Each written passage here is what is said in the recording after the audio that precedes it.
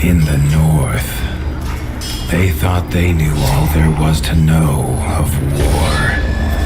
Until the War of the Rift. While the Southern King hid, warm in his keep, the Darkwings cut their bloody trail from frozen north to winter's edge.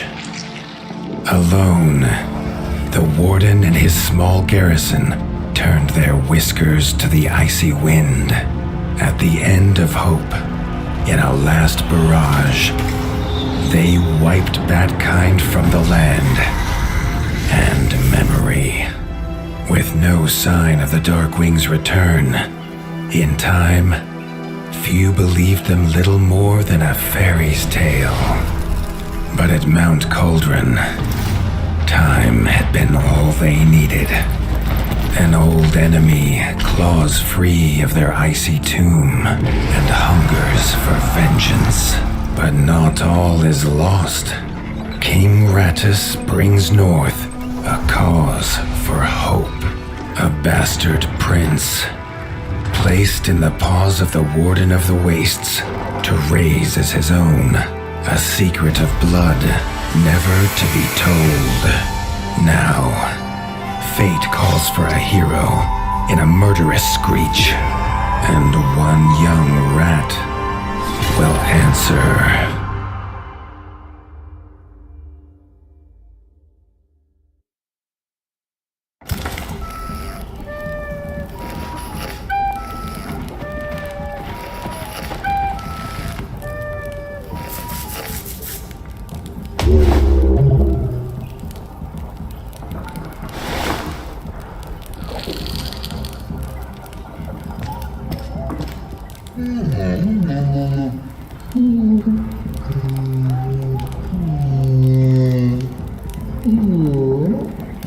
The stomp of his father's boots on the stair was how every morning began for Arlo.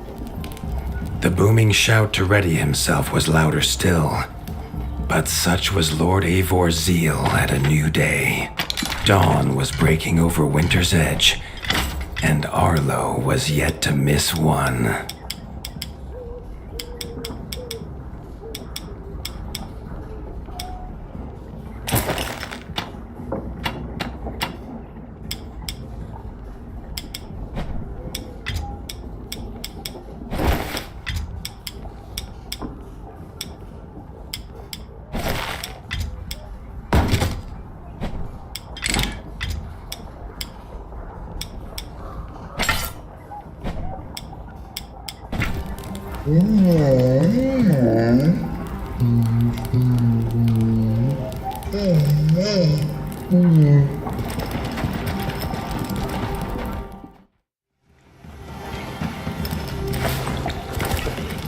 The castle echoed with the horns of the returning hunters, bringing their night's bounty. Arlo's little heart quickened to hear it. The only thrill to be found inside the high walls was a hunter's tales of what lay beyond them. Arlo tells himself it's a good life here in Winter's Edge. The bustling of contented ratfolk, the crisp mountain air, and without the endless scourge of frogs the southerners suffer. Why should he want for more? There was no time for tales of the hunt today. Lord Eivor was already dividing what was an excellent haul, happy to see his people provided for. Arlo longed only to join the hunt, to see the ratdom or even the lands beyond. His father called it a fool's wish. Arlo's destiny was unshakable, much like the keep that would become his by birthright. Krunk was a rat's rat, with no interests beyond his forge. If you have the parts, this Mastercraft's rat can make armor and weapons that would see off a sky scorcher bite, or so he claims. Arlo wondered how well they'd do against something that wasn't a myth.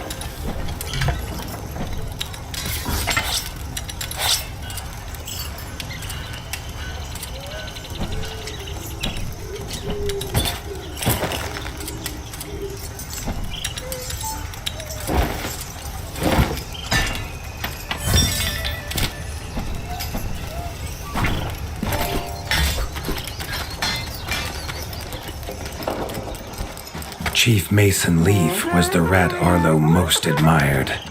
As younger brother to Lord Eivor, his carefree uncle never faced the burden of being Warden of the Wastes. With walls this strong, his duties were light, leaving him plenty of time for his nephew. Tiki's shop was perhaps Arlo's favorite, as the shopkeeper had wares from far and wide. But getting him to part with his curiosities was never easy. Arlo has no memory of his mother, but Hilda's food was a true taste of maternal kindness. With the right ingredients, she would make meals nourishing to body and soul.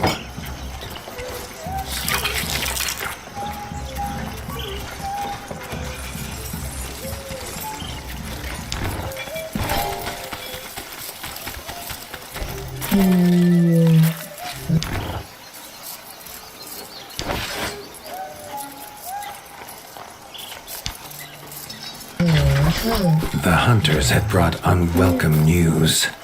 A family of the reviled creatures ratfolk called backstabbers had moved into the wastes. Eivor told his son to fetch his weapons.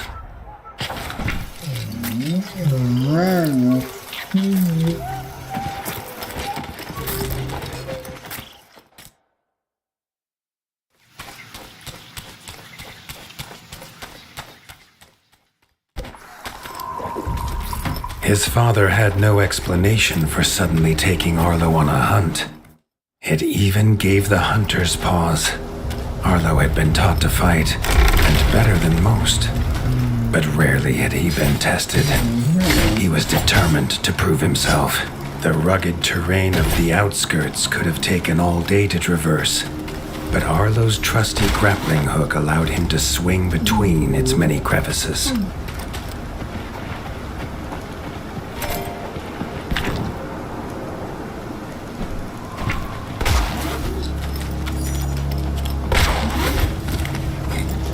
Arlo liked the feel of a sharp axe cutting through the vines. The wilds were part of his home, and nothing in them would frighten him. The famous frostberry bushes of the wastes were in full fruit already. Their juice made a healthy tonic, though Lord Eivor preferred them fermented. His father was a sturdy rat, built for strength, not speed. So Arlo found it curious that he challenged him to a race. The prospect of the hunt had filled Lord Eivor with a vigor that his son had not seen in years, or at least since breakfast.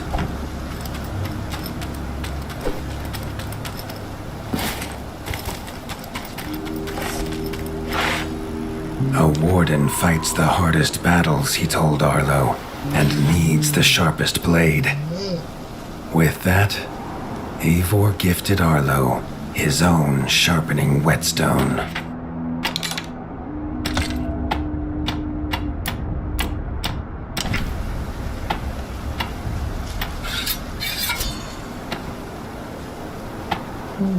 Whether these beasts were named for their spines or for some past unforgivable deed, no rat knew.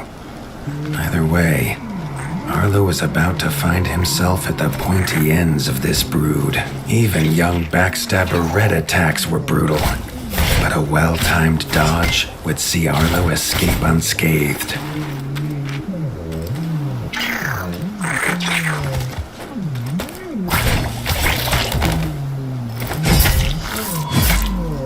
This backstabber lived up to its name with its deadly white attack. But Arlo's shield could block the deadly spikes.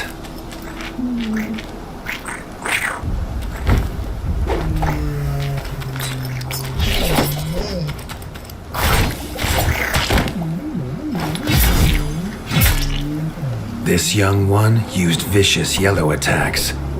Arlo had to time his parries perfectly.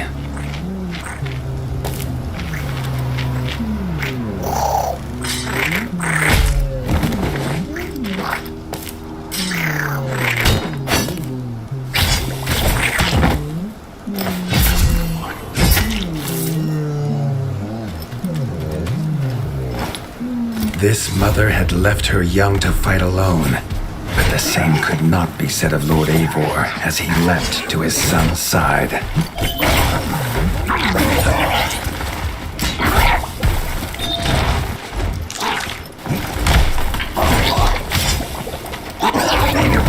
It was Lord Eivor's mighty blade that took her head, but the fight was won together.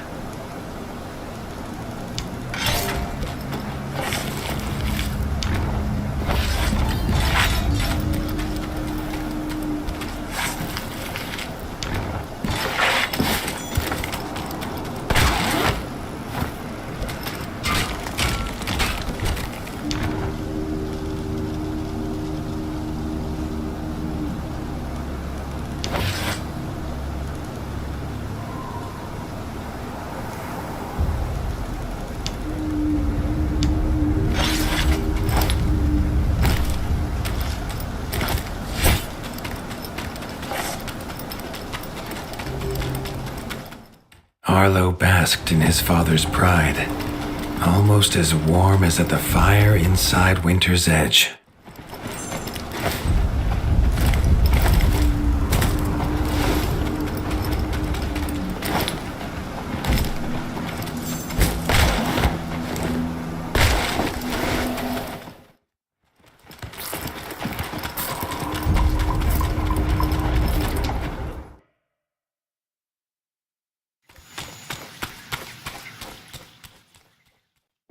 Triumphant and keen to tell the tale of his son's victories, Lord Eivor set to a night of drinking with the elders.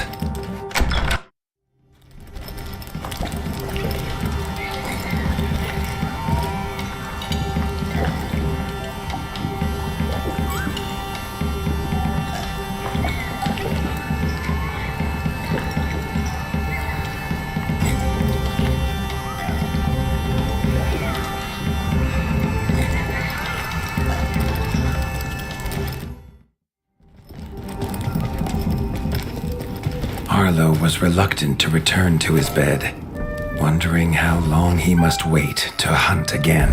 The booming footsteps that woke him this time were nothing like those of his father.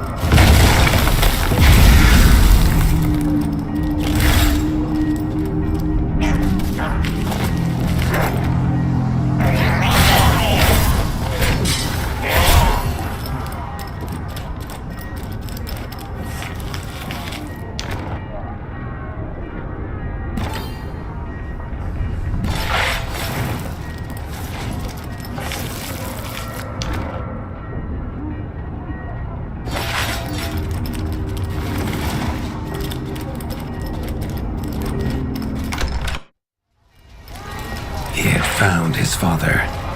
The warden stood alone, holding back a whole Darkwing army, their cruel Count Kazak leading them. His father charged, but the Darkwing Count was as fast as he was strong. The Winter's crown tumbled to Arlo's feet, now without a head to rest on. There was no time to grieve his father, as from above the Count revealed his greatest weapon, a sky scorcher. Not a fairy's tale, but an undead beast whose very breath could level kingdoms. And its eye was trained on Arlo. All that came next was a fog of bloodlust, snapping jaws, and the beating of leathery wings.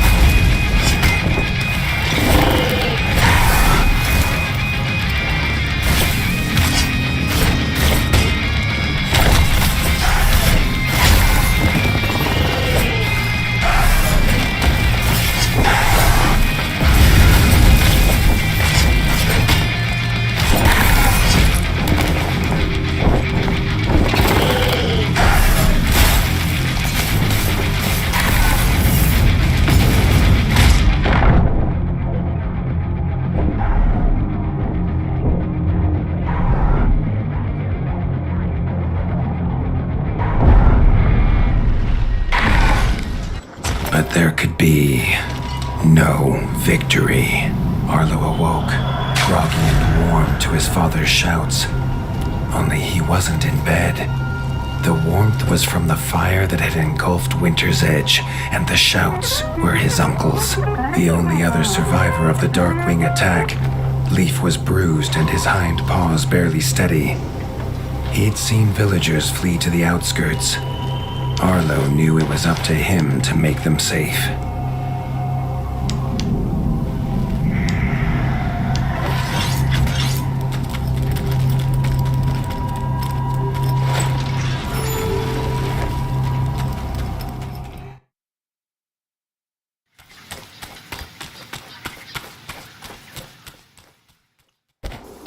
He'd know these anywhere. Krunk's smithy hammer and Hilda's chef's knife. Arlo wondered why they would leave them here.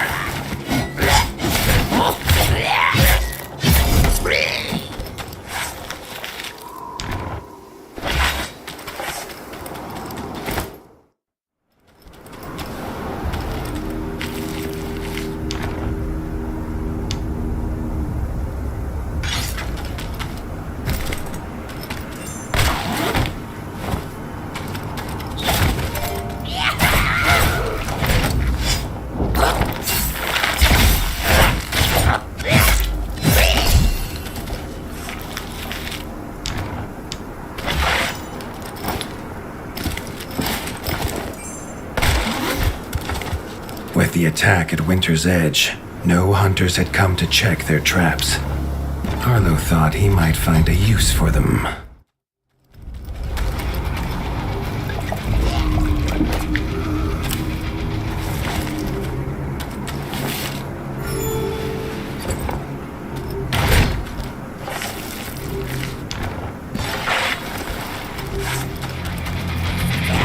Arlo had found the reason his friends had fled. The taunting shrieks revealed that this was Baron Frostovic, son of the Darkwing who took his father, and therefore a perfect target for his revenge.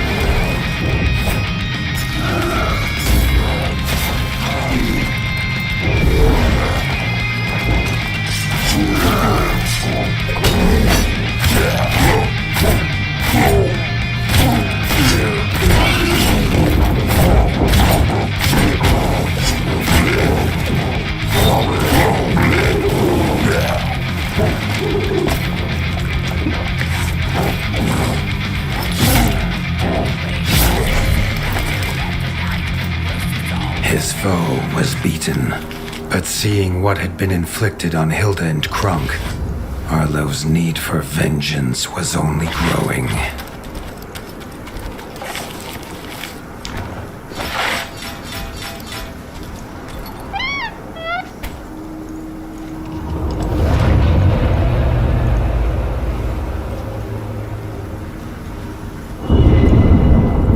Suddenly wished to be within the walls of Winter's Edge, to hear the boot and boom of his father at dawn, A sound he realized he'd never hear again. He needed to return to whatever was left and make his plan.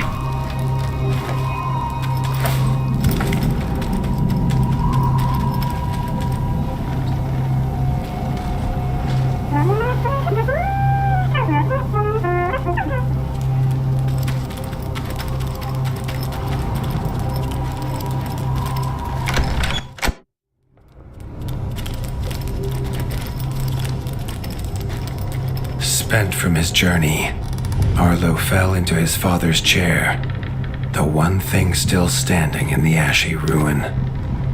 It was his chair now, along with the title of Warden of the Wastes. Arlo's shoulders slumped at the weight of it, but only for a moment. The dark wings had nearly scorched the ratdom to ash before, and now it was for him to stop them. He was going to rebuild Winter's Edge, a beacon of hope from which to drive back the shadow.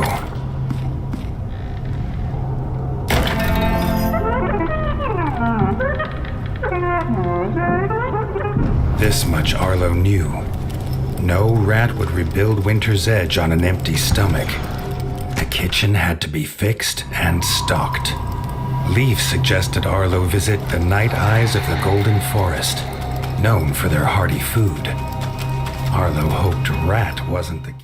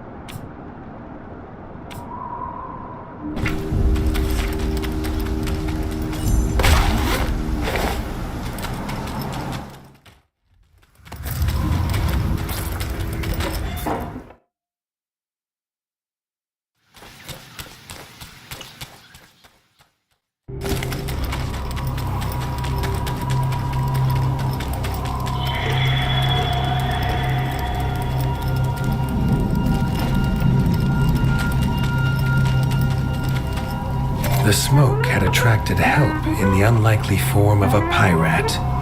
Captain Blacktail had seen many towns razed in his years, usually by his own paw, a fact he chose not to mention as he offered his services.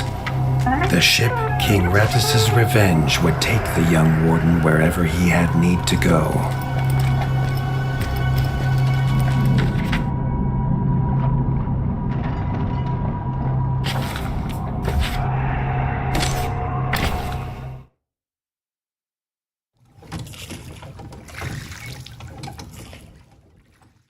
The autumnal gold canopy glimmered in the sunlight, held high by the silver boughs.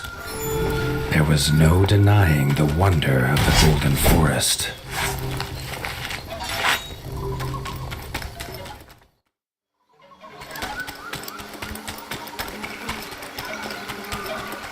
The peace Arlo found beneath the leaves was not to last. A shrill cry cut through the calm, a call for help.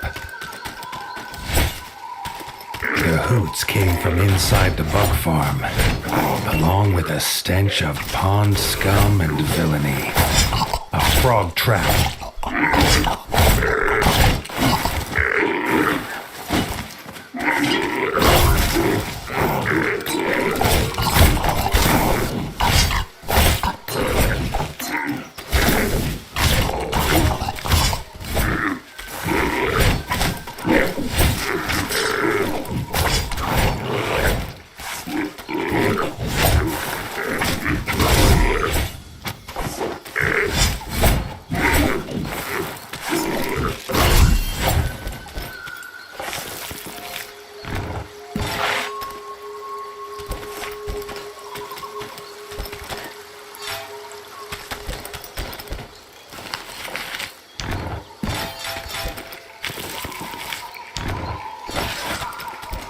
Grateful for her rescue, Erica the Ranger offered to guide Arlo to the hidden village of Nestminster.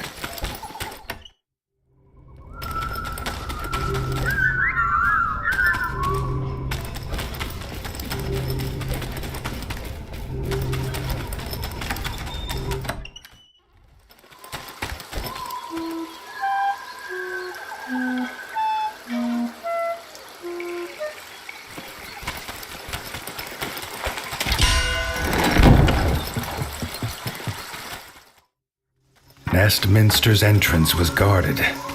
Under their helmet, the eyes of the guards seemed to glow. Was he prey walking into a hunter's camp? Arlo could not help but gasp at the sight. He had never seen a place so ornately crafted. It was nothing like the cold stone of home. The Parliament was deep in session when Erica and Arlo entered. The Night-Eye elders listened, still as statues, to the pleading of a chef whose daughter Frey was missing. Erica threw herself forward, proclaiming she would rescue the chef's daughter and needed no help. Then she was gone, leaving Arlo to face the elders alone. The elders' staring eyes unnerved Arlo, but when they asked him to protect Erica, he did not refuse.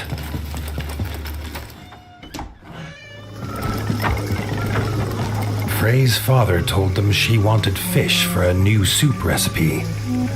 He told her never to go to the dangerous Moonlight Pond, but she was stubborn as she was brave. The chef handed Arlo a few poison antidotes without explanation. Arlo wondered what could go in soup that would have him so scared.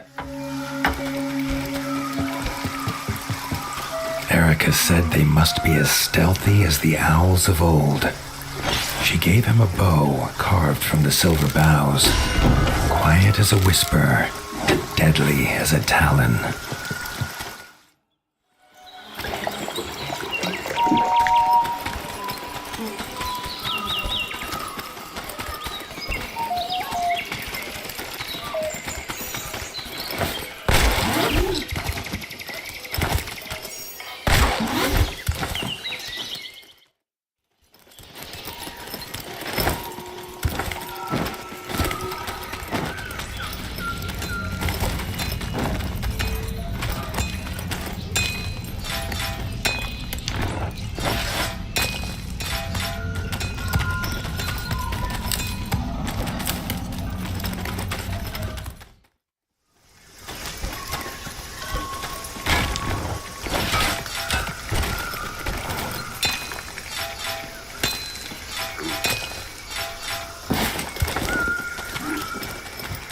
A white feather. Erica knew it was Frey's. They were on the right path.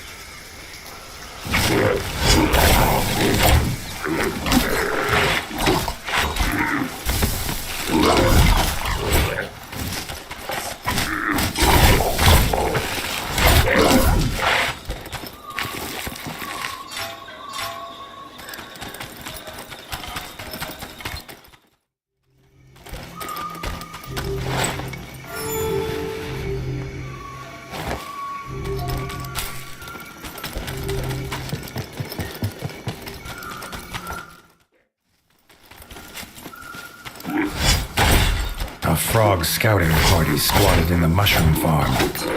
Arlo's arrows would make swift work of them.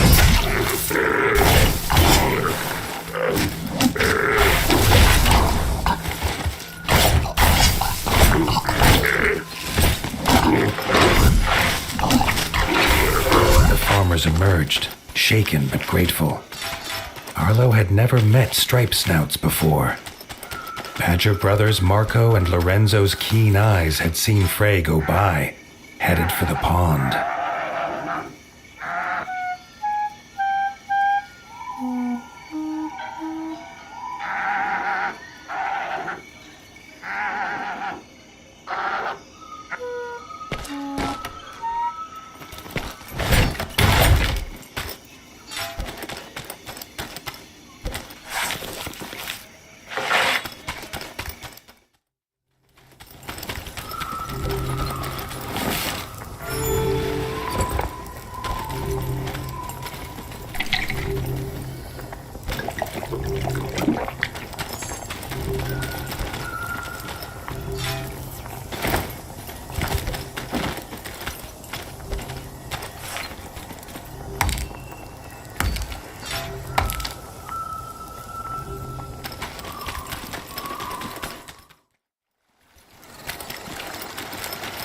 At Moonlight Pond, Frey was already preparing to leave. Her hunt, it seemed, was not done. With a hoot about an egg, she was gone.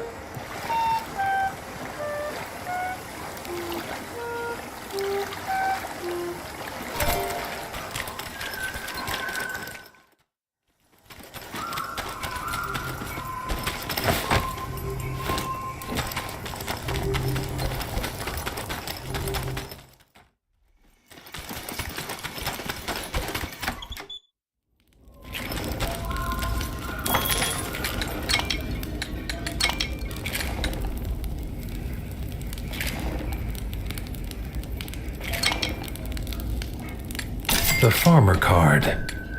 What it lacks in power, it makes up for in its positive qualities.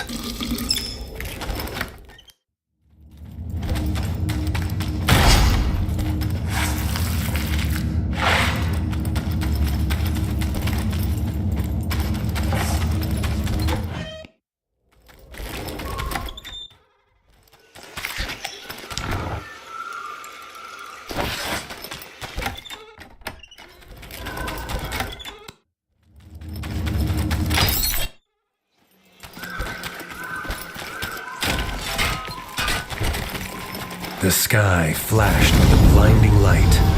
Suddenly, towering before him stood an imposing figure, his flaming sword heating the air around Arlo. Thrusting his sword into the air, the stranger imparted his gift onto the young warden.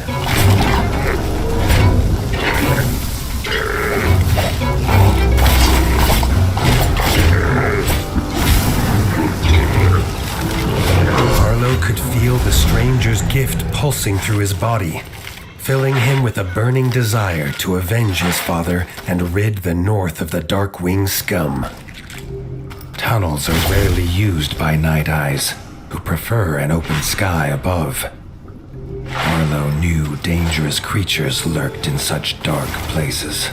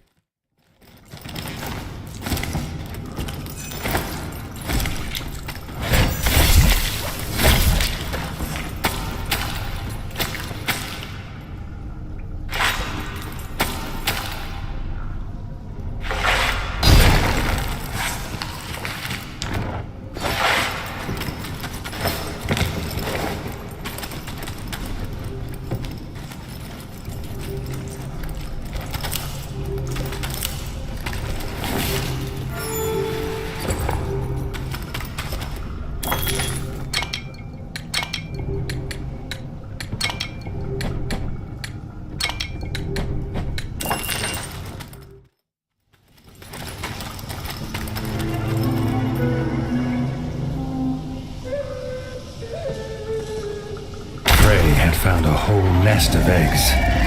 She was uninterested in who the owner might be, but the mother slither scale was very interested in her.